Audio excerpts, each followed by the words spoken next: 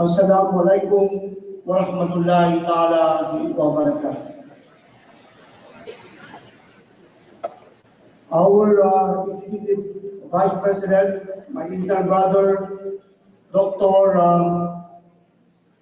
Rashid Baka, Honorable University officials, guests and visitors, esteemed faculty members, proud parents and families, and most importantly, the graduates, congratulations.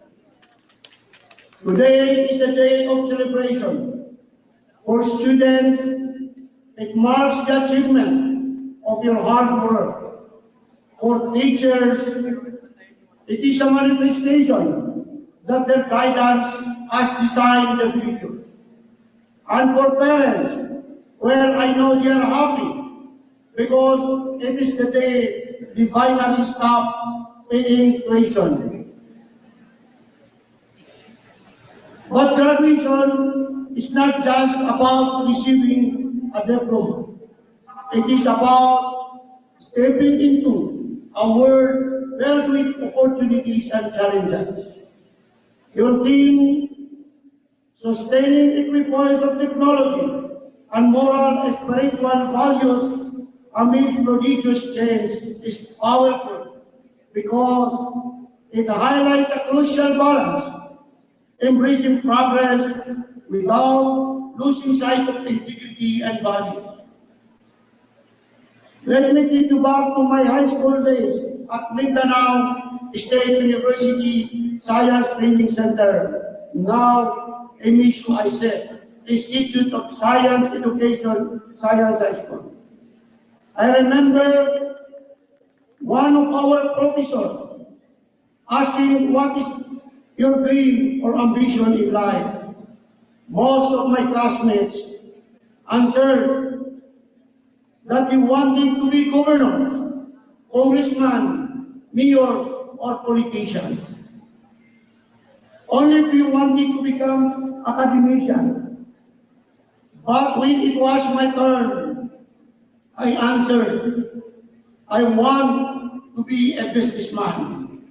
Like the late famous Jerry Tumawis, may our Almighty Allah please his soul.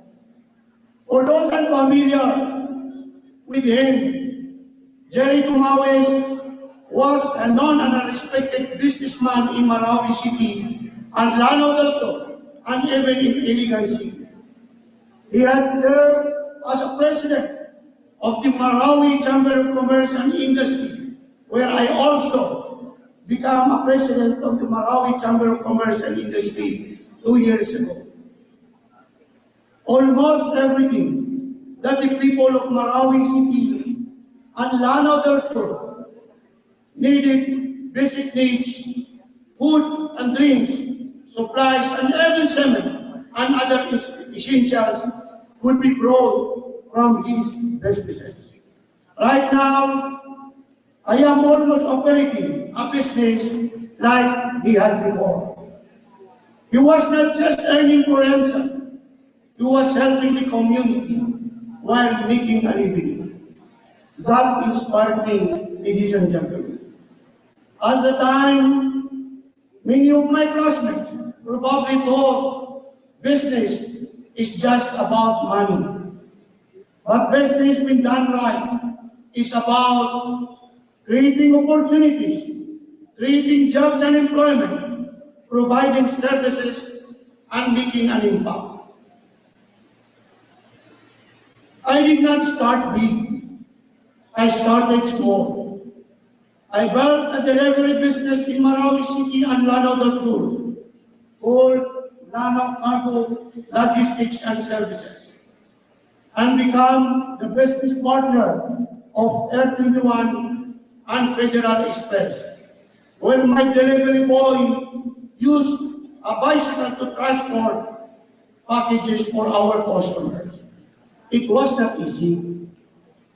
My team and I encountered challenges such as unpredictable weather, road conditions, peace and order, and the struggle of starting small. But every successful business starts with humble beginnings. Over time, we expanded beyond Marawi City to Iligan City, Cagayan de Oro City, Cotabato City, Zamboanga City, Davao City, and even in Las Piñas City, Metro Manila, partnering with around 10 cargo companies, both domestic and international, like Air 21, to go one stop, airspeed, FedEx, DHL, and UPS. Then, in 2019, I expand into a petroleum business, starting with just one gasoline station under the franchise of Phoenix Petroleum Company. After 2 years, I need my own gasoline station. I called it Salty Fuel with a slogan that every liter you gas up, 25 cents when goes to charity. Today, Salty Fuel operates 7 branches across Marawi City, Lanao del Sur, Iligan City, Lanao del Norte, and Cagayan de Oro, with a new station soon to open in Cotabato City and Pagadian City. My journey proves one thing, is it doesn't matter where you start. What matters is how you keep moving forward. Technology has changed everything. When I started my delivery business, we relied on manual tracking and simple phone calls. Today, logistic companies use artificial intelligence tracking, automated inventory, and data analytics. In the petroleum industry, we now have smart fuel monitoring and artificial intelligence-driven analytics. But one thing remains unchanged. Technology cannot replace values. No artificial intelligence replaces trust and discipline, which are the foundation of any transaction. No application can teach integrity and honesty, which are we must come from within. No machine can replace human compassion and service to the community. You will enter a workforce filled with automation, artificial intelligence, and digital tools. But never forget, the best employees, the best leaders, the best professionals, the best entrepreneurs are not just those who understand technology, but those who have character. Life is like riding a bicycle. If you go too fast, without balance, you will crash. If you don't move at all, you will fall. The secret is finding that balance, moving forward while staying steady. And just like in cycling, you might fall a few times. That's okay. Get up, adjust balance, and keep moving. If you fall 7 times, at least you stand up 8 times. Dream big, start small. I started with a bicycle delivery services. Today, I run multiple businesses, approximately 200 employees and staff. You don't need to have everything figured out. Just start. Trust and discipline are the foundation of any transaction.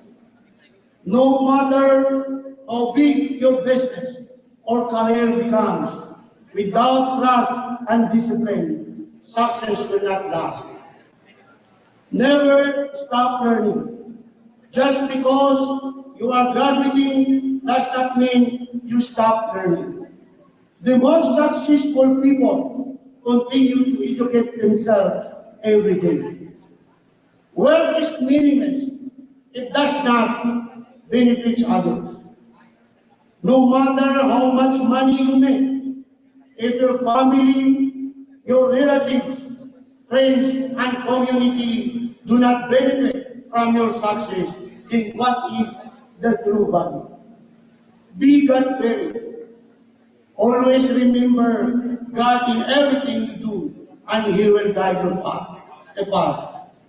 Success is temporal, but faith and integrity last forever.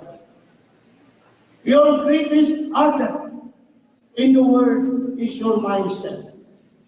Believing in yourself is the first secret of success. A negative mind will never give you a positive life. Don't count the days. Make the days count. Two things define you. Your patience when you have nothing, and your attitude when you have everything. If you can stay positive in a negative situation, you win. Don't quit. Nothing lasts forever. Not even pain. The way you speak to yourself matters the most. There is no growth without discomfort. Never tolerate disrespect, not even from yourself.